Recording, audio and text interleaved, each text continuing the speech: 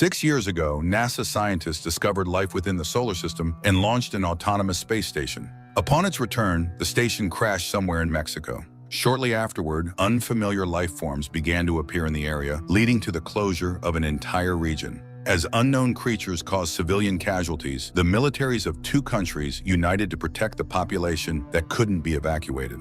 One day, photojournalist Andrew Calder sets out for Mexico to document the lives of people living near the infected zone. He photographs widespread destruction and the consequences of an undeclared war between worlds. During this time, his boss, the editor-in-chief, tasks him with finding and bringing back his daughter Samantha, who is on vacation in Mexico. Andrew finds Samantha in a hospital, where she ended up after a night attack on the city. Fortunately, Samantha is only slightly injured, an arm bruise that doesn't prevent her from embarking on the journey home immediately.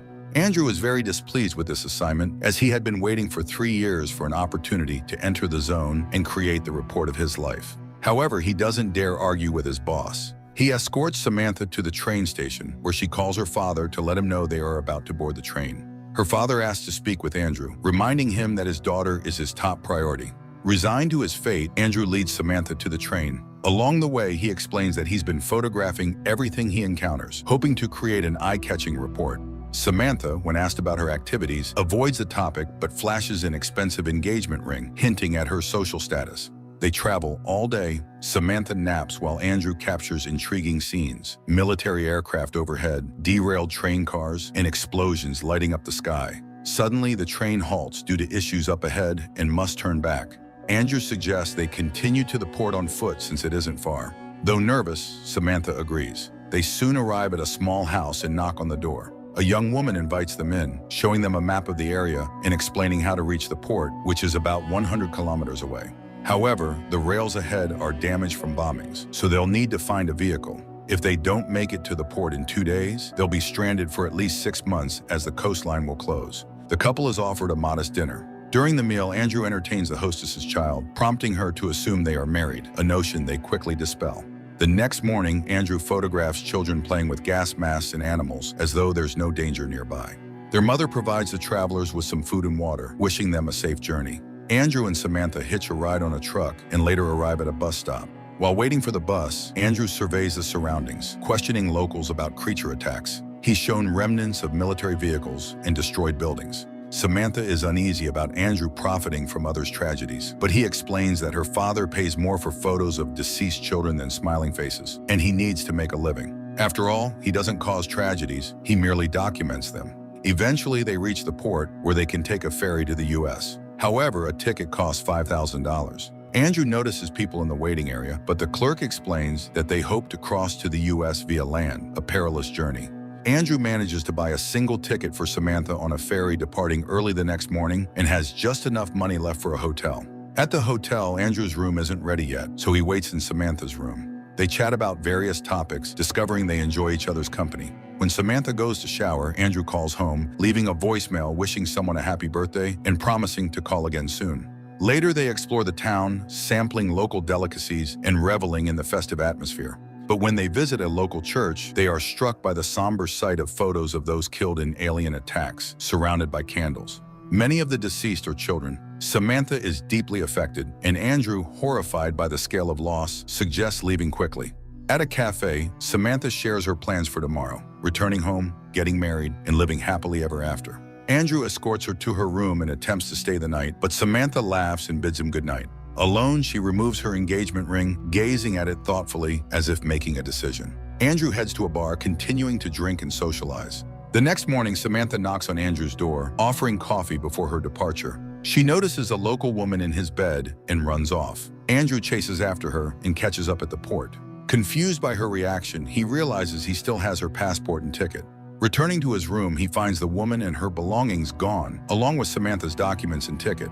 Andrew tries in vain to locate the thief and then pleads with the port clerk for another ticket, but there are none left, and the ferry won't sail again. Samantha suggests taking the land route, but it costs twice as much since they must pay for transport and guides, and they have no money. Desperate, Samantha offers her engagement ring, which covers the cost of the illegal journey. The pair begins their trek, traveling by car, boat, and then car again. They witness people surviving in the zone simply because they have nowhere else to go and marvel at their resilience. Eventually, they reach a boat whose reluctant owner agrees to take them downriver to meet guides for the jungle road. Samantha and Andrew board, passing burnt ship skeletons and bombed-out settlements. At one stop, they hear a terrifying roar from the jungle. A soldier readies his weapon, while Andrew urges Samantha to hurry back to the boat. As they continue downriver, Andrew reveals he has a son who will turn 6 tomorrow. However, the boy lives with his mother and her partner, so Andrew doesn't see him often. Suddenly, the boat's engine breaks down, leaving them stranded until nightfall. In the darkness, they hear the eerie sounds of monsters in the jungle. Then, a strange object floats in the water nearby, a downed fighter jet. As people investigate with flashlights, massive tentacles emerge, seemingly toying with the wreckage before pulling it into the river's depths. Finally, the engine roars to life, and the boat hurries away from the terrifying location. They travel through the night, and as dawn breaks, Andrew notices the riverbanks littered with wrecked boats and ships, stained with the blood of their occupants.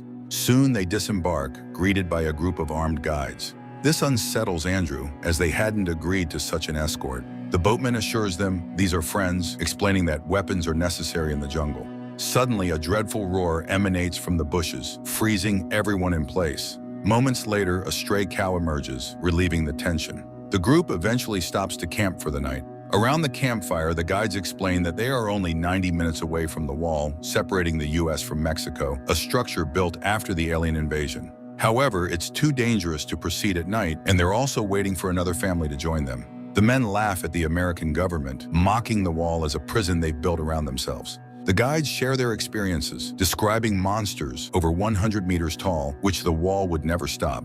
They mention that these creatures are less threatening on land, but far more dangerous in water. They despise planes, which the Americans use to spray chemicals in attempts to eradicate the aliens. The guides also reveal that all the surrounding trees are infected. They show Andrew and Samantha glowing fungal growths on the trunks, alien offspring that first sprout on trees, then travel via rivers to the oceans, where they mature and grow to massive sizes before returning to forests to lay eggs. The entire zone is contaminated. Returning to the campfire, the group lies down to rest. Alone with Samantha, Andrew apologizes for losing her passport so foolishly. She reassures him that she isn't upset. Andrew kisses her injured hand and suggests they get some sleep, as the next day will be grueling. As they doze off, one of the guides pulls Andrew's camera from his bag, but doesn't get a chance to examine it. Their radios suddenly crackle, and military planes roar overhead. Everyone awakens, realizing danger is near, and the camp is packed up in haste. The group drives into the night, the roar of monsters echoing from the jungle. The driver stops, urging everyone to remain silent. But out of the darkness, tentacles emerge, grabbing a nearby truck, lifting it high and smashing it to the ground moments later. Andrew shields Samantha, holding her close as the men leap from the vehicle and open fire. Amid the chaos, Andrew decides to stay hidden in the car. Soon, a massive squid-like creature with countless tentacles looms nearby before moving on. At dawn, Andrew ventures out to search for survivors. His calls go unanswered. He finds a truck lodged high in a tree and eventually stumbles upon the mutilated bodies of the guides. Fighting nausea, he retrieves his camera and a respirator from one of the corpses.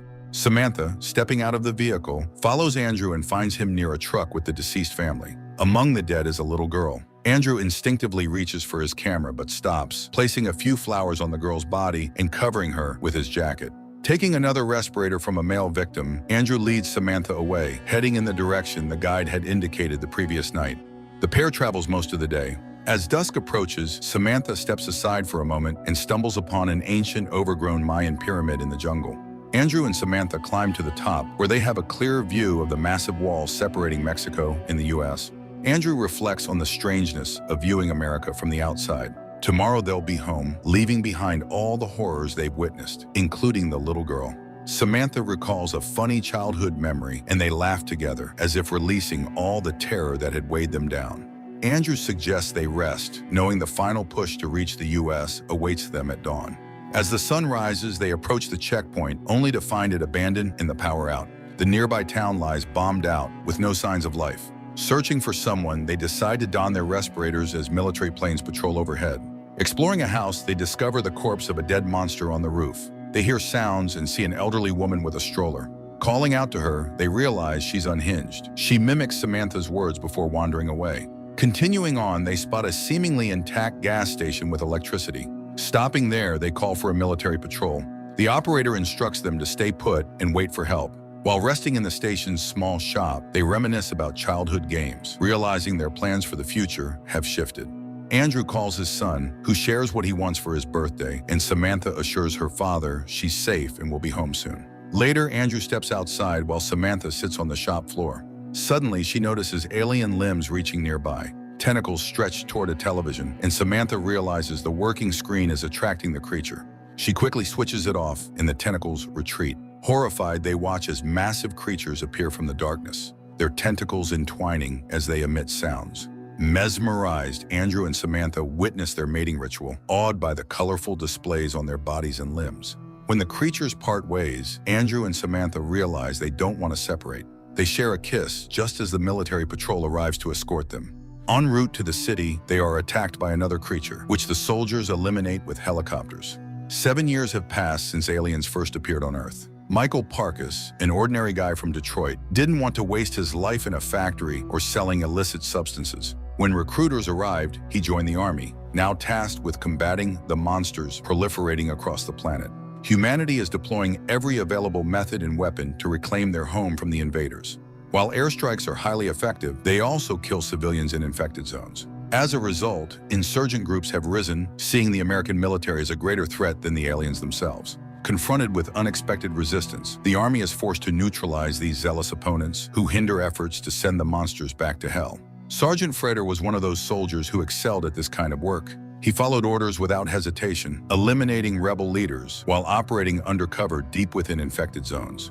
On one such mission, after neutralizing a field commander, Frater successfully escapes the scene in a Middle Eastern city and returns to a U.S. Army base, where he prepares for his next assignment. Meanwhile, in Detroit, Parkas drives through the city, reflecting on his friends, none of whom wanted to stay in the dying town. Instead, they all chose to enlist in the Army. Parkas stops at the house of his friend Frankie, who has a family. In their childhood, it was in this house that Parkas would hide after running away from yet another foster home. Now they must hurry to the recruitment office to get the best fight of their lives.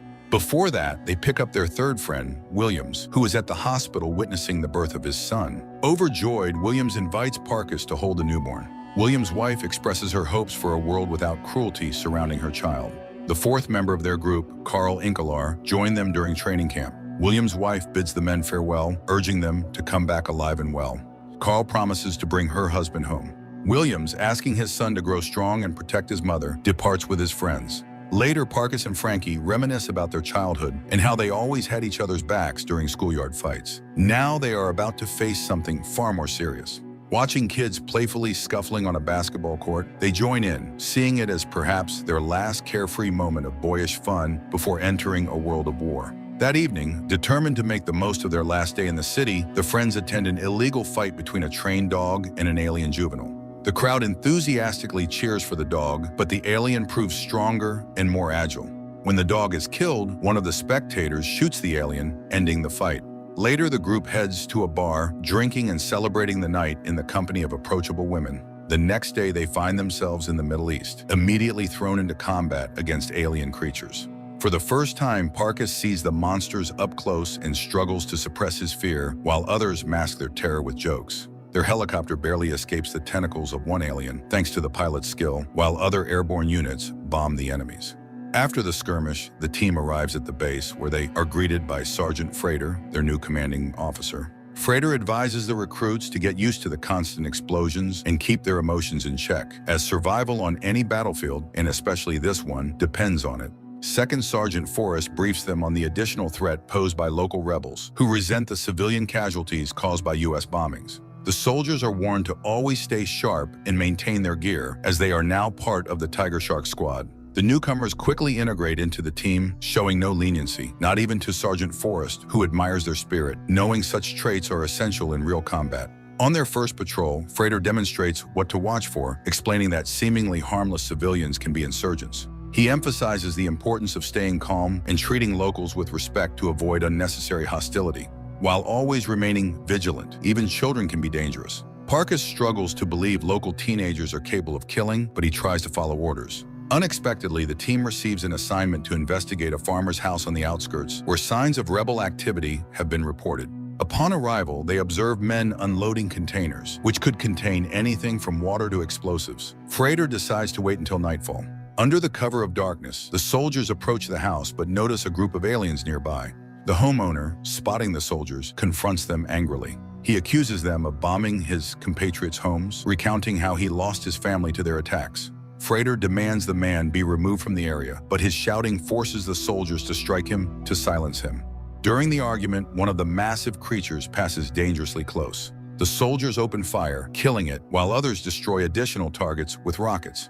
After a brief but intense night battle, the team returns to base. Frater reprimands the recruits, furious that no one noticed the civilian man. He warns them that their bodies could have been sent home in flag-draped coffins if not for their luck.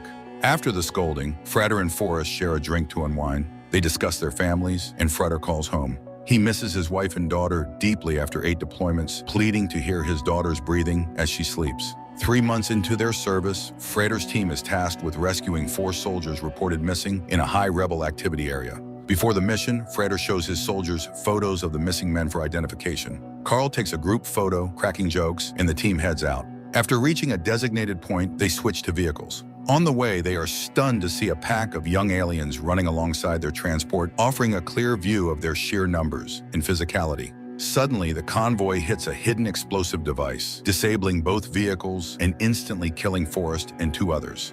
Williams, dazed by the blast, crawls out of the wreckage but steps on another mine, which detonates, severing his legs.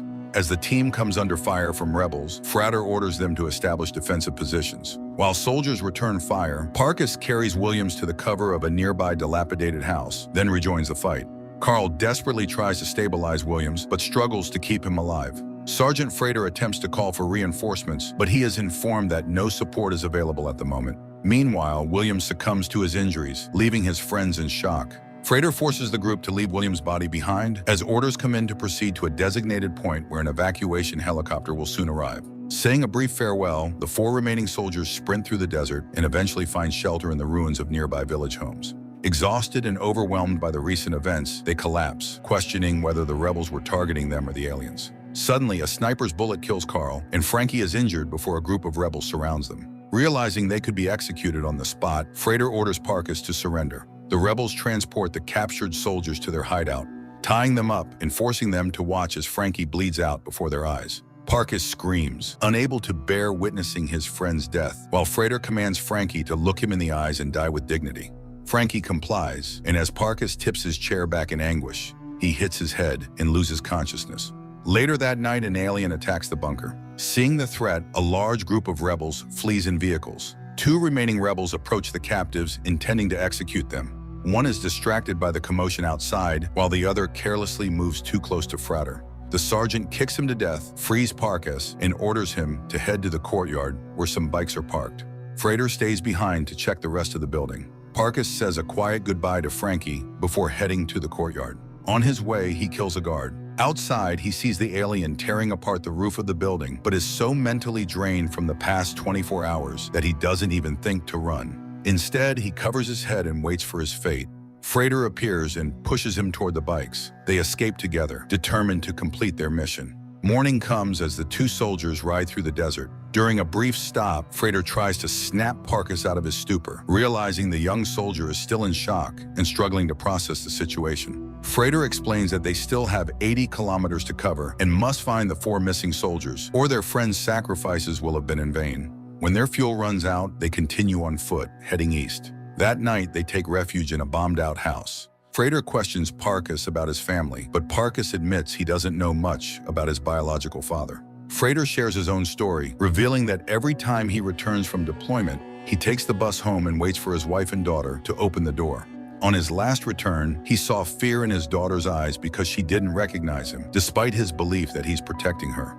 At dawn, they move on and come across a wrecked school bus in the desert. While Frater searches the belongings of dead children for water, Parkus inspects the bus and discovers a boy still alive. He carries the boy outside, but realizes he may not be able to save him. Frater suggests helping the boy their way by ending his suffering. Parkus watches as Frater tries to smother the child, but when the boy grasps Parkus's hand, Parkus pulls the sergeant's hands away. Frater tearfully tries again, but Parkus stops him once more. Picking up the boy, Parkus stands uncertainly, unsure of what to do. Suddenly, a group of riders approaches. One of them, a woman, takes the boy from Parkus. The soldiers raise their hands, expecting to be killed, but the riders spare them, instead leading them to a river. There, the men wash off the blood and grime of the desert, regaining a semblance of composure. The soldiers are taken to a local village, where they observe the simple life of the residents and share in a communal meal. The villagers treat them kindly, offering freshly prepared food. As night falls, the soldiers are amazed to see aliens peacefully roaming near the settlement.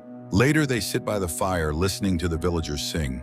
Parkus watches as the villagers bury the deceased children. Frater, peeking into a tent, sees the boy from the bus dying and breaks down, weeping by the child's side. For the first time, he questions his purpose on Earth and laments abandoning his faith in God. Meanwhile, Parkus follows a funeral procession and catches up with the boy's mother. She fearlessly approaches a hill where the corpse of a dead alien lies. Another living alien appears, seemingly trying to awaken its fallen companion. When it realizes the effort is futile, it releases a swarm of glowing spores from the deceased. The spores drift to the ground, burrow into the soil, and immediately begin to sprout new alien life. Parkus and the woman sit silently in the darkness, watching the hauntingly beautiful spectacle unfold. In the morning, Parkus wakes up to the woman gently stroking his head, as if silently thanking him for his actions. Later, he returns to the village, where Frater greets him with a punch to the face, accusing him of forgetting their mission. Dragging Parkus to the tent where the boy's body lies, Frater sternly reminds him that sentimentality has no place in their duty. The men set out for a nearby settlement. Along the way, they encounter a boy carrying a tin can, inside of which he is hiding a small alien. Parkus is baffled by this, but the boy releases the creature, which scurries off into the sand, reminding them that it, too, is just a child. Reaching the neighboring settlement, Frater spots a child playing with a real assault rifle. Demanding to know where the weapon came from, he follows the boy to a house. Inside, they discover the bodies of local villagers wrapped in shrouds, victims of a recent bombing. Among them are the remains of the 4 American soldiers they had been searching for. Realizing his mission has failed, Frater storms into the room where the surviving residents are gathered. He furiously demands to know who killed his men, shouting that he has no business being on this cursed land when he should be at home with his wife and daughter. Losing control, he brandishes his weapon, threatening the villagers. When they fail to understand his words, Frater, consumed by rage, shoots one of the men. The others cower, trapped with nowhere to hide in the cramped room. Realizing that Frater is on the verge of massacring the entire family, including the children, Parkus has no choice but to shoot him to stop the slaughter. The terrified villagers flee, leaving Parkus alone with the wounded sergeant. Frater stumbles out into the street, heading toward the evacuation zone, with Parkus trailing behind. Overhead, a flock of birds takes flight. Frater gazes at them, then tears off his military uniform before collapsing lifelessly to the ground.